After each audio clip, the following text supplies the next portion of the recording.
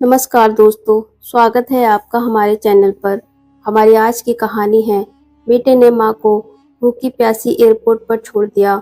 उस दिन एयरपोर्ट पर हजारों लोग आ जा रहे थे। कोई अपने सपनों की उड़ान पकड़ रहा था, कोई अपने अपनों से मिलकर लौट रहा था। लेकिन उसी भीड़ के बीच एक 60 वर्षीय महिला सुमेधा घंटों से एक ही कुर्सी पर बैठी थी। उसके हाथ में एक छोटा सा बैग था, आंखों में बेटे पर अटूट भरोसा और चेहरे पर इंतजार की लंबी रेखाएं। बेटा बिहान राठौर उसे यह कहकर छोड़ गया था कि माँ, मैं टिकट और कुछ जरूरी कागज लेकर अभी आता हूँ। लेकिन वह अभी कभी नहीं आया। दिन ढला, रात हुई और सुबह आई, मगर बिहान नहीं लौटा। भूख से पेट जल रहा था, गला सूख चुका था, लेकिन दिल अब भी यही कह रहा था कि शायद कोई मजबूरी होगी। मगर उसी रात सुमेधा को एक ऐसा सच पता चला जिसने उसकी पूरी दुनिया तोड़ दी। बेटे ने उसे भूल कर नहीं छोड़ा था, उसने जानबूझकर छोड़ दिया था। उस पल सुमेधा ने सोचा कि अब उसकी जिंदगी यहीं खत्म हो जाएगी, लेकिन किस्मत ने उसके लिए एक ऐसा रास्ता तैयार कर रखा था जिसकी उसने कभी कल्पना भी नहीं की थी। अगले एक साल में उसके साथ जो हुआ, उसने न सिर्फ उसकी जिंदगी बदल दी, बल्कि उन लोगों की सोच भी बदल दी जो बुजुर्गों को बोझ समझते हैं। और फिर एक दिन वही माँ जिसे भूखी प्यासी एयरपोर्ट पर छोड़ दिया गया था, करोड़ों की मालकिन बनकर लौटी। लेकिन उसके हाथ में दौलत से भी बड़ी एक चीज थी, एक ऐसा फैसला जिसने पूरे शहर को सोचने पर मजबूर कर दिया। आखिर उस एक साल में क्या हुआ था? किसने उस टूटी हुई माँ का हाथ थामा? और जब बेटा उसके सामने आया तो माँ ने ऐसा क्या कहा कि हर किसी की आंखें नम हो गईं। कहानी का अंत दिल को छू जाएगा। दोस्तों, आप ये कहानी कहाँ से देख रहे हैं? कृपया कमेंट बॉक्स में जरूर बताएं। सुमेधा हमेशा से साधारण जीवन जीने वाली महिला थी। पति के निधन के बाद उसकी पूरी जिंदगी उसका इकलौता बेटा बिहान राठौर था। उसने अपने बेटे को पढ़ाने के लिए अपने गहने तक बेच दिए थे, अपनी जरूरतों को त्याग दिया था और हर खुशी बेटे के नाम कर दी थी। जब बिहान विदेश में नौकरी करने लगा तो सुमेधा को लगा कि अब उसके संघर्ष के दिन खत्म हो गए हैं। एक दिन बिहान ने खुशी खुशी फोन किया और कहा कि वह माँ को अपने साथ विदेश ले जाना चाहता है। यह सुनकर सुमेधा की आंखों में खुशी के आंसू आ गए। मोहल्ले भर में मिठाई बांटी गई। उसने अपने पुराने घर को ताला लगाया, पड़ोसियों से विदा ली और बेटे के साथ नई जिंदगी शुरू करने का सपना लेकर एयरपोर्ट पहुंच गई। रास्ते भर वह बेटे के बचपन की बातें करती रही, लेकिन बिहान असमान रूप से चुप था। एयरपोर्ट पहुंचकर उसने माँ को एक कुर्सी पर बैठाया और कहा कि कुछ जरूरी कागज और टिकट कंफर्म करवा कर आता हूँ। सुमेधा ने मुस्कुराकर से हिला दिया। शुरुआत में उसे कोई चिंता नहीं हुई। 1 घंटा बीता, फिर 2 घंटे, फिर 4 घंटे।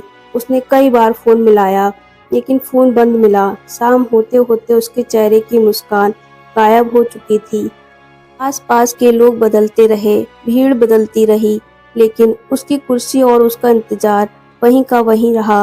रात के समय एयरपोर्ट के एक कर्मचारी ने उसके पास आकर पूछा कि वह इतनी देर से यहाँ क्यों बैठी है। जब उसने पूरी बात बताई तो कर्मचारी भी हैरान रह गया। उसने कई जगह संपर्क करने की कोशिश की, लेकिन बिहान का कोई पता नहीं चला। आखिरकार एयरपोर्ट सुरक्षा टीम ने जांच की तो पता चला कि बिहान कई घंटों पहले ही अकेले एयरपोर्ट से बाहर निकल चुका था। यह सुनते ही सुमेधा का दिल जैसे रुक गया। उसके भीतर बची आखिरी उम्मीद भी टूट गई। उसे समझ नहीं आ रहा था कि जिस बेटे के लिए उसने अपनी पूरी जिंदगी लगा दी, वही बेटा ऐसा कैसे कर सकता है। रात के 2 बजे वह एयरपोर्ट के एक कोने में बैठी रो रही थी। उसके पास न रहने की जगह थी, न खाने के पैसे और न ही किसी अपने का सहारा। उस समय उसे पहली बार महसूस हुआ कि इंसान जब अपनों से हार जाता है तो दुनिया की कोई भी हार उतनी बड़ी नहीं लगती। लेकिन उसी रात उसकी जिंदगी में एक ऐसा व्यक्ति आने वाला था जो अंधेरे में उम्मीद की पहली किरण बनकर सामने खड़ा होने वाला था। सुमेधा को नहीं पता था कि यह अंत नहीं, बल्कि उसकी जिंदगी के सबसे बड़े बदलाव की शुरुआत थी। रात गहराती जा रही थी। एयरपोर्ट का शोर भी अब धीमा पड़ चुका था। सुमेधा एक कोने में बैठी थी और उसकी आंखें लगातार बह रही थी। तभी लगभग 70 वर्ष के एक बुजुर्ग व्यक्ति उसके ओर आए। उनका नाम निरंजन देव था। वे एक शांत स्वभाव के, सम्मानित और अनुभवी व्यक्ति लग रहे थे। उन्होंने सुमेधा के सामने पानी की बोतल रखी और बिना कोई सवाल किए कहा, पहले पानी पीजिए, दुख की बात बाद में करेंगे। यह साधारण सा वाक्य सुनकर सुमेधा और ज्यादा रो पड़ी। उसने पूरी कहानी उन्हें बता दी। निरंजन देव चुपचाप सुनते रहे। उनके चेहरे पर दया नहीं बल्कि सम्मान दिखाई दे रहा था।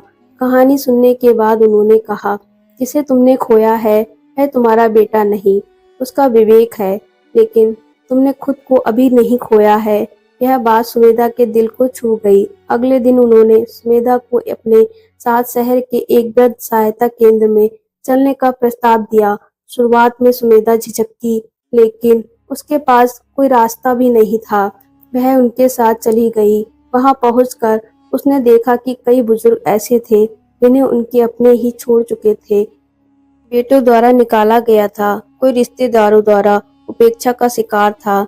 लेकिन आश्चर्य की बात यह थी कि वहाँ उदासी नहीं थी। लोग एक दूसरे का सहारा बनकर जी रहे थे। धीरे धीरे सुमेधा भी वहाँ घुलने मिलने लगी। उसे पता चला कि निरंजन देव इस केंद्र के संस्थापक थे और वर्षों से ऐसे बुजुर्गों की मदद कर रहे थे। एक दिन केंद्र में एक सांस्कृतिक कार्यक्रम आयोजित हुआ।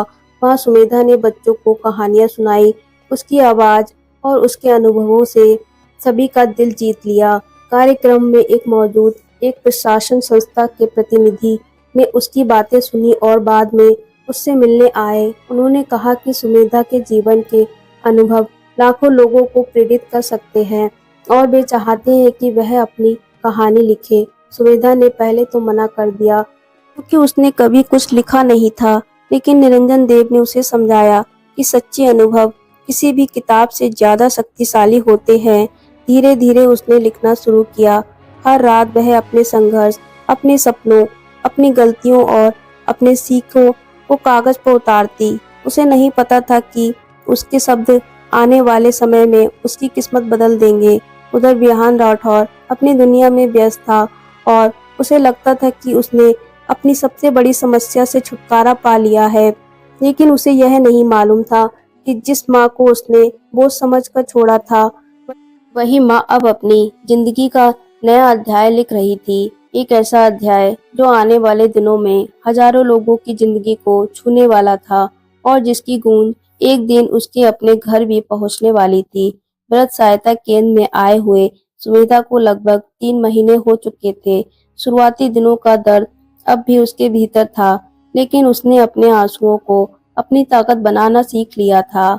हर रात वह अपनी पुरानी डायरी खोलती और जीवन के उन पन्नों को शब्दों में बदल देती जिन्हें वह वर्षों से दिल में दबाए बैठी थी। वह लिखती कि कैसे उसने अपने पति के निधन के बाद अकेले बेटे को पाला, कैसे अपने सपनों को त्याग कर उसके लिए रास्ते बनाए और कैसे एक दिन उसी बेटे ने उसे एयरपोर्ट पर अकेला छोड़ दिया। लेकिन उसकी लिखाई में शिकायत कम और सीख ज्यादा थी।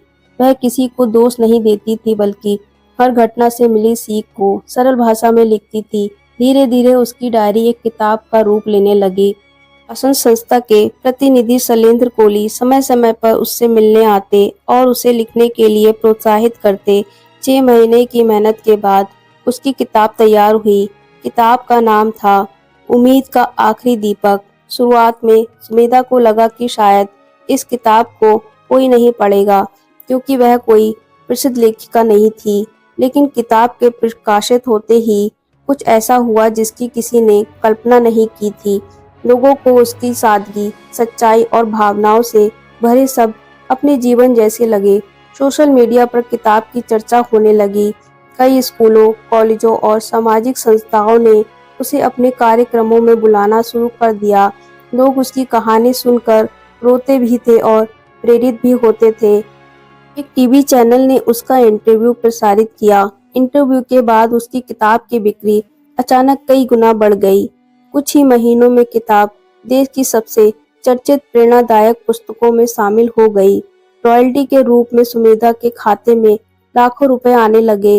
लेकिन उसे पैसों से ज्यादा खुशी इस बात की थी कि उसकी पीड़ा अब किसी और की उम्मीद बन रही थी। उधर वृद्ध सहायता केंद्र भी उसकी सहायता से खुश था। सुमेधा ने अपनी पहली बड़ी कमाई का एक हिस्सा उसी केंद्र को दान कर दिया, जिसने उसके टूटे हुए जीवन को सहारा दिया था। निरंजन देव उसे देखकर गर्व महसूस करते थे। एक दिन उन्होंने मुस्कुराते हुए कहा, जिसे दुनिया ने ठुकराया था, आज वही दुनिया के लिए प्रेरणा बन रही है। यह सुनकर सुमेधा की आंखें भर आईं। उसी दौरान एक प्रसिद्ध व्यवसायी ने उसकी किताब पर आधारित प्रेरणादायक कार्यक्रमों की श्रृंखला शुरू करने का प्रस्ताव रखा। बदले में उसे बड़ी राशि मिलने वाली थी। सुमेधा ने प्रस्ताव स्वीकार कर लिया। अब वह केवल लेखिका नहीं रही थी, बल्कि हजारों लोगों के लिए प्रेरणा का स्रोत बन चुकी थी। मगर उसे यह नहीं पता था कि उसकी बढ़ती पहचान की खबर बहुत जल्द उस व्यक्ति तक पहुंचने वाली है, जिसने उसे सबसे बड़ा दर्द दिया था, बिहान राठौर। और जब बिहान को यह सच्चाई पता चलेगी, तो उसकी जिंदगी की दिशा भी बदलने वाली थी। विदेश में रहने वाला बिहान राठौर पिछले 1 साल से अपनी दुनिया में व्यस्त था। शुरुआत में उसे लगा था कि माँ को छोड़ने के बाद उसकी जिंदगी आसान हो जाएगी। उसे विश्वास था कि वह कभी दोबारा उससे सामने नहीं आएगी। लेकिन समय के साथ उसकी जिंदगी वैसी नहीं रही जैसी उसने सोची थी। नौकरी में लगातार दबाव बढ़ रहा था, दोस्तों से दूरी बढ़ रही थी और भीतर कहीं ना कहीं एक खालीपन उसे हर दिन परेशान करता था। वह उस खालीपन को अनदेखा करता रहा। एक शाम वह अपने अपार्टमेंट में बैठा टीवी देख रहा था। अचानक स्क्रीन पर एक परिचित चेहरा दिखाई दिया। यह सुमेधा थी, वही माँ जिसे उसने 1 साल पहले एयरपोर्ट पर छोड़ दिया था। विहान के हाथ से कॉफी का कप लगभग गिर गया। वह अविश्वास से स्क्रीन को देखता रह गया। इंटरव्यू में सुमेधा शांत आवाज में अपनी यात्रा के बारे में बता रही थी। उसने कहीं भी अपने बेटे का नाम नहीं लिया, ना ही किसी के खिलाफ कोई शिकायत की। केवल यह कह रही थी कि जीवन में चाहे कितनी भी कठिनाइयां आए, इंसान को उम्मीद नहीं छोड़नी चाहिए। कार्यक्रम में बताया गया कि उसकी किताब लाखों प्रतियां बेच चुकी हैं, कई भाषाओं में अनुवाद हो चुका है और वह करोड़ों लोगों की प्रेरणा बन चुकी है। यह सुनकर बिहान स्तब्ध रह गया। उसे पहली बार एहसास हुआ कि जिस महिला को उसने कमजोर समझा था, वह उससे कहीं ज्यादा मजबूत निकली। अगले दिन उसने इंटरनेट पर सुमेधा के बारे में खोजबीन की। पता चला कि उसकी किताब बेस्ट सेलर बन चुकी है और कई संस्थाएं उसे सम्मानित कर चुकी हैं। लोगों के बीच उसका बहुत सम्मान था। बिहान के भीतर अपराध बोध की एक लहर उठी। कई रातों तक उसे नींद नहीं आई। उसे याद आने लगा कि बचपन में माँ कैसे खुद भूखी रहकर उसे खाना खिलाती थी, कैसे उसकी फीस भरने के लिए अपने गहने बेच दिए थे। वह जितना अतीत को याद करता, उतना ही बेचैन होता जाता। लेकिन अब एक और बात उसे परेशान कर रही थी। दुनिया जिस महिला का सम्मान कर रही थी, वह उसकी माँ थी और वह वही बेटा था जिसने उसे अकेला छोड़ दिया था। एक दिन उसने हिम्मत करके सुमेधा का संपर्क नंबर ढूंढने की कोशिश की, लेकिन उसे सफलता नहीं मिली। उधर सुमेधा अपनी नई जिंदगी में आगे बढ़ रही थी। उसे अंदाजा भी नहीं था कि कहीं दूर बैठा उसका बेटा पहली बार अपने किए हुए कर्मों का बोझ महसूस कर रहा है। लेकिन किस्मत अभी दोनों को आमने सामने लाने की तैयारी कर रही थी और वह मुलाकात केवल एक माँ और बेटे की मुलाकात नहीं होने वाली थी, बल्कि जीवन का सबसे कठिन सच सामने लाने वाली थी। अगले कुछ महीनों में जो होने वाला था, वह बिहान को हमेशा के लिए बदल देगा। समय अपनी रफ्तार से आगे बढ़ता रहा। सुमेधा की किताब की लोकप्रियता केवल देश की सीमित नहीं रही, विदेशों में रहने वाले भारतीय भी उसकी कहानी से जुड़ने लगे। कई विश्वविद्यालयों ने उसकी पुस्तक को प्रेरणादायक अध्ययन सामग्री के रूप में शामिल किया। उसकी किताब के अधिकार खरीदने के लिए बड़े प्रशासकों और मीडिया कंपनियों के बीच होड़ मच गई। एक प्रतिष्ठित प्रोडक्शन कंपनी ने उसकी जीवन यात्रा पर एक प्रेरणादायक फिल्म बनवाने का प्रस्ताव रखा। शुरुआत में सुमेधा को यह सब किसी सपने जैसा लगता था। कभी जो महिला अपने अगले भोजन की चिंता में एयरपोर्ट के कोने में बैठी थी, आज उसके पास इतने प्रस्ताव थे कि उन्हें संभालना मुश्किल हो रहा था। लेकिन उसकी सबसे बड़ी खूबी यह थी कि सफलता ने उसके स्वभाव को नहीं बदला। वह अब भी उसी सादगी में रहती थी। जब पहली बार उसके खाते में करोड़ों रुपए आए, तो उसने सबसे पहले वृद्ध सहायता केंद्र का खर्च चुकाया, जहां उसे नया जीवन मिला था। फिर उसने कई जरूरतमंद बुजुर्गों की मदद के लिए एक ट्रस्ट की स्थापना की। इस ट्रस्ट का उद्देश्य उन बुजुर्गों को सम्मानजनक जीवन देना था, जिन्हें उनकी अपने ही छोड़ चुके थे। धीरे धीरे ट्रस्ट का नाम दूर दूर तक फैलने लगा, लोग आर्थिक सहायता देने लगे और सुमेधा का सपना एक बड़े सामाजिक अभियान में बदल गया। एक दिन एक पत्रकार ने उससे पूछा, आपके पास सब कुछ है, सम्मान, पहचान और दौलत, क्या आपको कभी अपने बेटे की याद नहीं आती? यह सवाल सुनकर कुछ पल के लिए सुमेधा की आंखें नम हो गईं। उसने मुस्कुराते हुए जवाब दिया, माँ का दिल कभी अपने बच्चे को भूल नहीं सकता, लेकिन मैंने अपने दर्द को अपनी पहचान नहीं बनने दिया। यह उत्तर अगले दिन अखबारों की सुर्खी बन गया। हजारों लोगों ने उसकी सोच की सराहना की। उधर विदेश में बैठे बिहान ने भी यह खबर पढ़ी। उसके भीतर अपराध बोध अब और गहरा हो चुका था। उसने कई बार माँ से संपर्क करने की कोशिश की, लेकिन हर बार हिम्मत जवाब दे जाती। उसे डर था कि शायद अब माँ उससे बात नहीं करना चाहेगी, मगर उसे नहीं पता था कि सुमेधा के दिल में अब भी उसके लिए नफरत नहीं थी। हाँ, विश्वास टूट चुका था, लेकिन एक माँ का स्नेह अभी भी कहीं न कहीं जीवित था। इसी बीच सुमेधा को देश के सबसे बड़े सामाजिक सम्मान के लिए चुना गया। समारोह में देश भर की बड़ी हस्तियां आने वाली थीं। मीडिया लगातार उसकी चर्चा कर रहा था और इसी समारोह की खबर देखकर बिहान ने एक ऐसा फैसला लिया जो उसकी जिंदगी की सबसे कठिन यात्रा की शुरुआत बनने वाला था। उसने तय किया कि चाहे जो हो जाए, वह माँ से मिलकर अपने अपराध के लिए माफी जरूर मांगेगा। सामाजिक सम्मान समारोह की तारीख नजदीक आ रही थी। दूसरी ओर बिहान राठौर के भीतर एक अलग ही संघर्ष चल रहा था। पिछले एक साल में उसने पहली बार महसूस किया था कि सफलता, पैसा और आराम इंसान को भीतर से खुश नहीं कर सकते यदि उसके मन का अपराध बोध का बोझ हो। उसने अपने आसपास बहुत लोगों को देखा था, लेकिन जब भी रात होती उसे एयरपोर्ट की वही तस्वीर याद आती, एक कुर्सी पर बैठी उसकी माँ जो बार बार उसकी राह देख रही थी। यह याद उसे चैन से जीने नहीं दे रही थी। आखिरकार उसने अपनी नौकरी से कुछ दिनों की छुट्टी ली और भारत लौटने का फैसला किया। विमान में बैठते समय उसके मन में हजारों सवाल थे। क्या माँ उससे मिलेगी? क्या वे उसे माफ करेगी, या फिर हमेशा के लिए उससे रिश्ता तोड़ चुकी होगी? भारत पहुंचते ही उसने सबसे पहले सुमेधा के ट्रस्ट का पता लगाया। जब वह वहां पहुंचा तो उसकी आंखें आश्चर्य से फैल गईं। जिस महिला को उसने असहाय समझा था, उसने सैकड़ों बुजुर्गों के लिए एक नई दुनिया खड़ी कर दी थी। वहां हर चेहरे पर सम्मान और अपनापन दिखाई दे रहा था। विहान दूर खड़ा सब देख रहा था। तभी उसकी नजर एक दीवार पर लगी तस्वीर पर पड़ी। तस्वीर में सुमेधा मुस्कुरा रही थी और नीचे लिखा था, दर्द को ताकत में बदलने वाली प्रेरणा। यह पढ़कर विहान की आंखों में आंसू आ गए।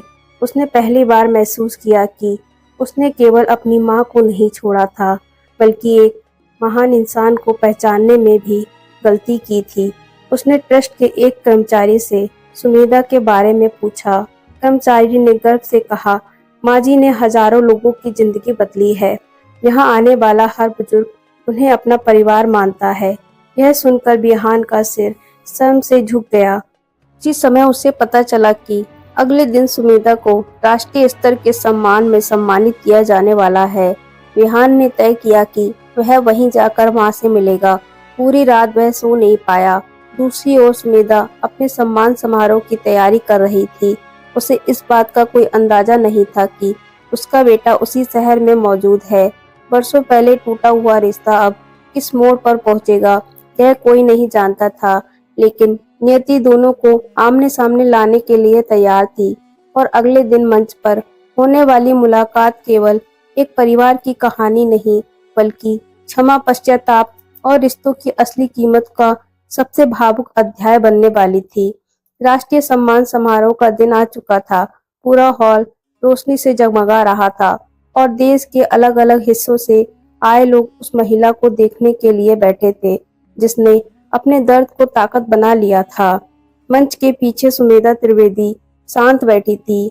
उसके चेहरे पर घबराहट नहीं थी बल्कि एक अजीब सी शांति थी, जैसे उसने जीवन के हर उतार चढ़ाव को स्वीकार कर लिया हो। बाहर तालियों की गूंज लगातार बढ़ रही थी। दर्शक ने नाम लिया, सुमेधा त्रिवेदी जी। पूरा हॉल खड़ा हो गया। जैसे ही वह मंच की ओर बढ़ी, सामने बैठे लोगों की आंखों में सम्मान था, लेकिन भीड़ के एक कोने में खड़ा बिहान राठौर कांप रहा था। उसका दिल जोर जोर से धड़क रहा था। वह समझ नहीं पा रहा था कि वह माँ के सामने कैसे जाएगा। मंच पर पहुंचकर सुमेधा ने माइक संभाला। कुछ पल वह चुप रही, फिर धीमी आवाज में बोलना शुरू किया। मैं कोई बड़ी लेखिका नहीं हूँ, मैं बस एक माँ हूँ जिसने बहुत कुछ खोया और बहुत कुछ सीखा। हॉल शांत हो गया। हर शब्द दिल में उतर रहा था। सुमेधा ने अपने संघर्ष और अपने अकेलेपन और अपनी नई शुरुआत के बारे में बताया, लेकिन उसने कहीं भी अपने बेटे का नाम नहीं लिया। उसकी आंखें एक बार भी भीगी नहीं थी, लेकिन आवाज में दर्द साफ था। पीछे खड़ा विहान हर शब्द के साथ टूटता जा रहा था। उसे लग रहा था जैसे उसकी ही कहानी सबके सामने कही जा रही हो। कार्यक्रम के अंत में जब सम्मान देने का समय आया, तभी एक हलचल हुई। दरवाजे से एक व्यक्ति तेजी से अंदर आया, बिहान राठौर। पूरा हाल उसे देखने लगा। वह सीधे मंच की ओर बढ़ा। सुरक्षा कर्मी उसे रोकने लगे, लेकिन उसने हाथ जोड़कर कहा, मुझे बस एक बार अपनी माँ से बात करनी है। सुनकर सुमेधा पहली बार चौंकी। उसकी आंखें उस आवाज को पहचानने की कोशिश कर रही थी। विहान धीरे धीरे मंच पर चढ़ा। पूरा हॉल सन्न था, जैसे समय थक गया हो। वह सुमेधा के सामने खड़ा था, आंखों में आंसू और आवाज में टूटन थी। माँ, बस इतना कहकर वह रुक गया। सुमेधा के हाथ कांप गए।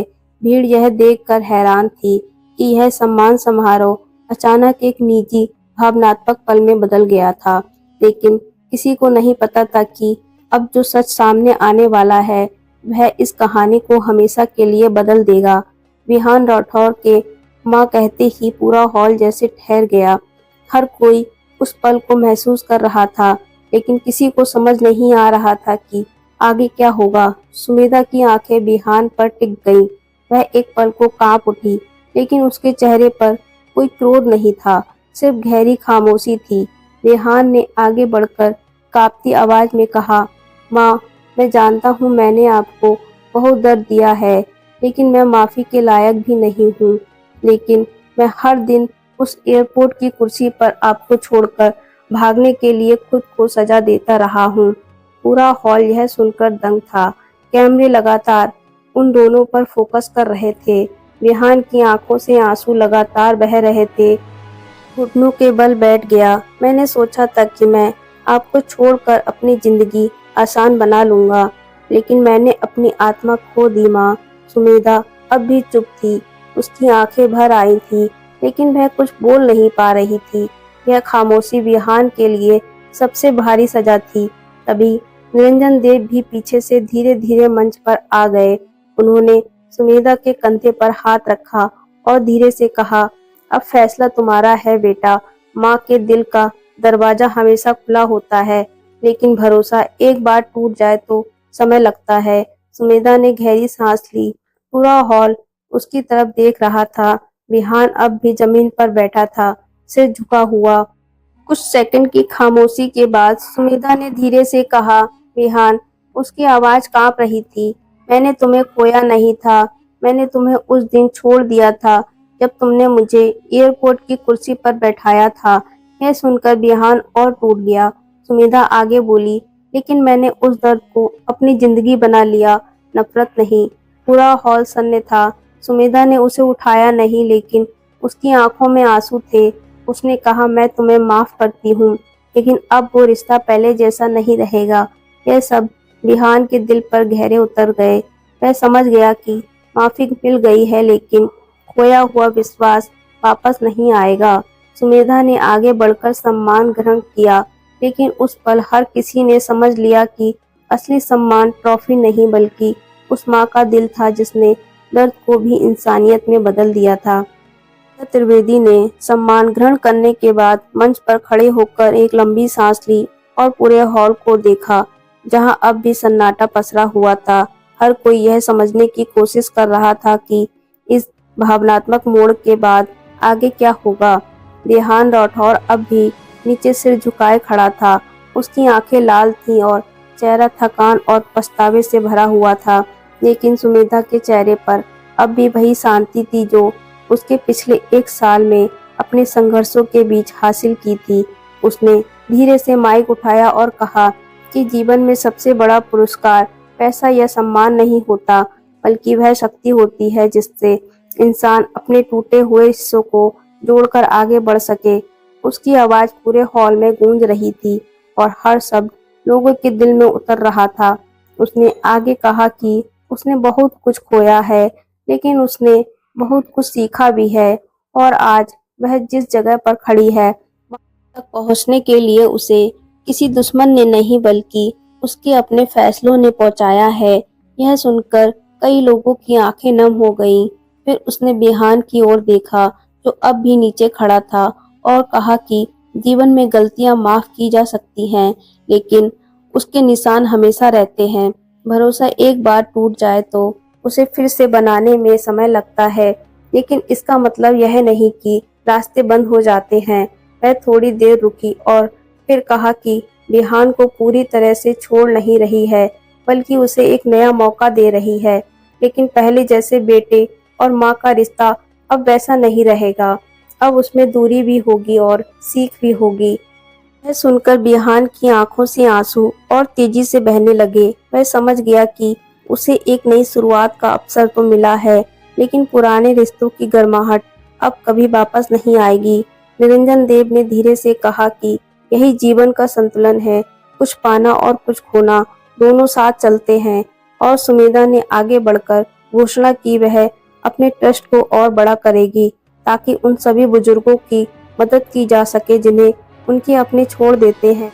और यह ट्रस्ट अब केवल एक संस्था नहीं बल्कि एक आंदोलन बनेगा।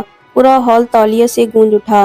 रेहान दूर खड़ा यह सब देख रहा था और पहली बार उसे एहसास हुआ कि उसकी माँ अब सिर्फ उसकी नहीं बल्कि हजारों लोगों की माँ बन चुकी है, और वह अपने ही किए फैसले की वजह से उस दुनिया से बाहर हो चुका है जहाँ उसकी माँ असली पहचान पा चुकी है। लेकिन सुमेधा के दिल में कहीं ना कहीं एक कोना अब भी रेहान के लिए नरम था। वह जानती थी कि समय सब कुछ बदल देता है, लेकिन हर बदलाव वापसी नहीं लाता। और इसी सोच के साथ समारोह खत्म हुआ। लेकिन कहानी यहीं खत्म नहीं हुई थी, बल्कि अब एक नए अध्याय की शुरुआत हो चुकी थी, जहां रिश्ते, जिम्मेदारी और आत्मसम्मान की असली परीक्षा होने वाली थी। समारोह के बाद जब भीड़ धीरे धीरे कम होने लगी और हॉल खाली होने लगा, तो रेहान राठौर अकेला एक कोने में खड़ा था। उसके हाथ कांप रहे थे और आंखें लगातार उस मंच को देख रही थी जहां कुछ देर पहले उसकी मां खड़ी थी। सुमेधा अब ट्रस्ट के लोगों के साथ बाहर जा चुकी थी, लेकिन रेहान वहीं रुका हुआ था, जैसे उसे समझ नहीं आ रहा हो कि वह आगे कहाँ जाए। जीवन में पहली बार उसे यह महसूस हो रहा था कि पैसा, विदेश की नौकरी और सुविधाएं सब कुछ होने के बावजूद अगर अपने ही दिल में शांति ना हो तो इंसान सबसे गरीब होता है। धीरे धीरे बाहर निकला और उसी एयरपोर्ट की याद उसके दिमाग में फिर से ताजा हो गई, जहां उसने अपनी मां को अकेला छोड़ दिया था। वह हर कदम पर टूटता जा रहा था, लेकिन अब उसे भागना नहीं था बल्कि अपनी गलती को जीना था। कुछ दूरी पर सुमेधा अपने ट्रस्ट के बच्चों और बुजुर्गों के साथ खड़ी थी। वहाँ हंसी थी, अपनापन था और एक ऐसा परिवार था जिसे खून ने बल्कि दर्द और सहानुभूति ने जोड़ा था। रेहान दूर से खड़ा उन्हें देख रहा था, लेकिन इस बार वह भीतर से मजबूत नहीं बल्कि विनम्र था। तभी निरंजन देव उसके पास आए और बोले कि जीवन में सबसे कठिन सजा अपराध नहीं बल्कि उसका एहसास होता है। बेहान ने धीरे से कहा कि वह अपनी माँ से एक बार फिर मिलना चाहता है, लेकिन इस बार किसी अधिकार के साथ नहीं, बल्कि सिर्फ एक बेटे की तरह। निरंजन देव ने कहा कि यह फैसला अब तुम्हारा नहीं बल्कि समय का है।